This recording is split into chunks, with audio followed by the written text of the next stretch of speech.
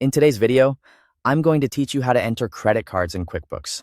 If you want to keep your bookkeeping organized and make sure your credit card activity is tracked correctly, this is a simple process once you know where everything is. We'll start by creating the credit card account in QuickBooks, and then we'll enter transactions using that account so your records stay accurate.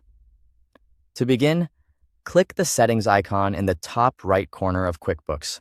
From there, select Chart of Accounts. This is where QuickBooks stores all of the accounts used to organize your financial information, including bank accounts, income accounts, expense accounts, and credit cards. Once you're in the chart of accounts, click New to create a new account.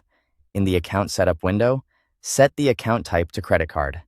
This step is important because it tells QuickBooks to treat the account as a liability account for credit card tracking, rather than as a bank account or some other type of account. Next, enter a name for the credit card account.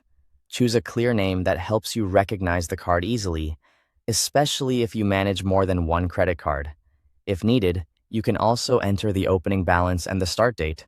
This is useful if you're adding a card that already has an existing balance and you want your QuickBooks records to match your real account from the beginning.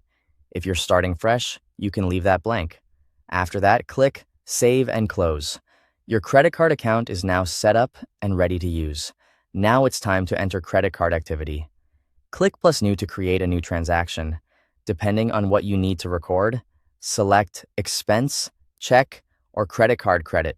For example, an expense can be used to record purchases made with the card, while a credit card credit is helpful when entering payments, refunds, or credits applied to the card.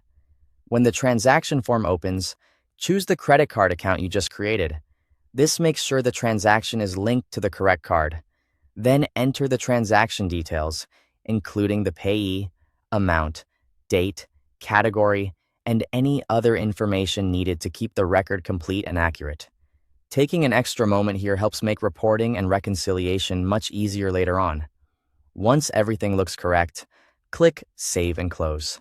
That's all there is to it. You've now created a credit card account in QuickBooks and entered transactions for it properly. Thanks for watching.